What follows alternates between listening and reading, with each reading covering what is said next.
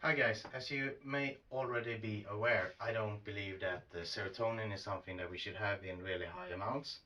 I don't believe that it is the happiness chemical that we've been taught to believe, but why do we have so much serotonin nowadays? Why didn't we have that before when we were hunter-gatherers? Well, one part of it is that we're being exposed to mold toxins like never before. We've been exposed to chemicals in our environment, in our clothing, in our um, food, and the food is being prepared in a way that causes us to get more toxins in our digestive tract.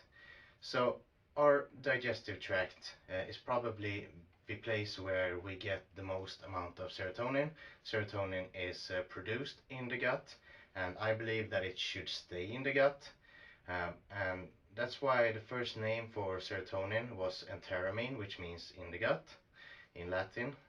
But if you have something that is called a leaky gut or intestinal permeability, the serotonin from the digestive tract can leak out into the bloodstream. So our digestive tract is not meant to be open. Things that are in our digestive tract doesn't count as being inside of the human body, because we are we are here, and then we have our body here, and we have a digestive tract that goes from the mouth all the way back to the anus, and here are some legs as well. And this is a tube that is open in both ends. I don't know if you can see that. Can you see that? Yeah.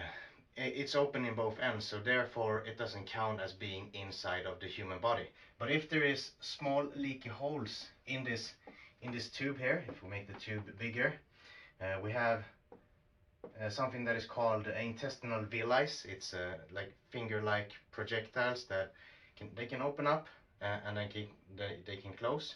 And things that are big are not supposed to get inside those villi, but small particles and vitamins and minerals, they are supposed to go through those small microscopic holes in the digestive tract so that they can enter the bloodstream and go into the brain and go into the liver and go into all our cells in our body. But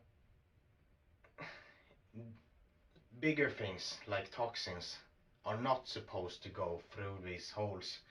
So the holes are supposed to be small enough to let things that are supposed to go through, but not things that are bigger, like toxins, for example.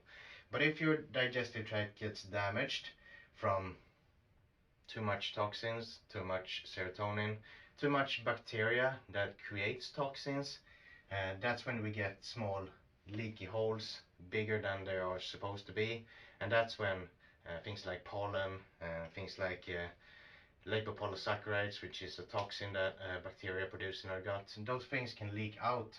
And when they leak out from the digestive tract into the bloodstream, that's when it counts as being inside our body. And when they get inside our body, our liver and our kidneys have to detox it. When you get the toxins inside of your brain, that's when you get depressed, low motivation, low energy, um, and you can't think straight, you can't remember fact as well. So the toxins are supposed to stay in the gut, and the gut is supposed to be strong enough to keep the toxins inside of the gut.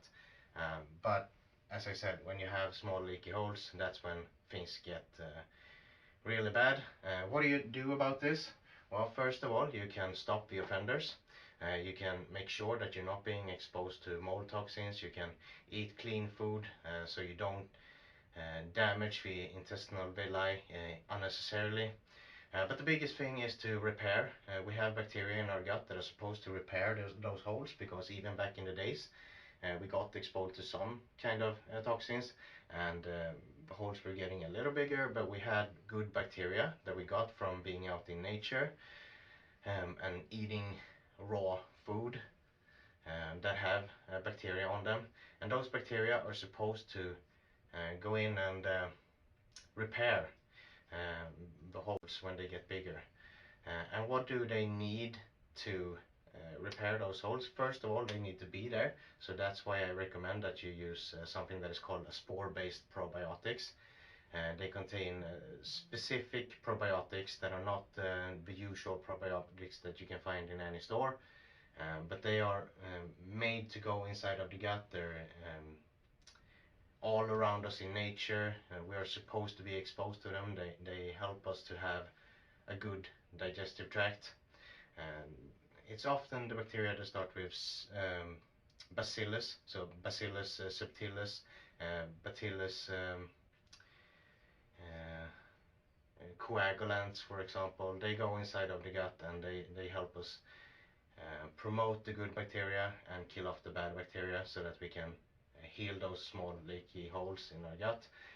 But most important of all is that we have the amino acid called L-glutamine, because L-glutamine is the amino acid that repairs our tissues in our body. So bodybuilders, for example, they take it in small doses after they've been to the gym to repair the muscles that they broke down.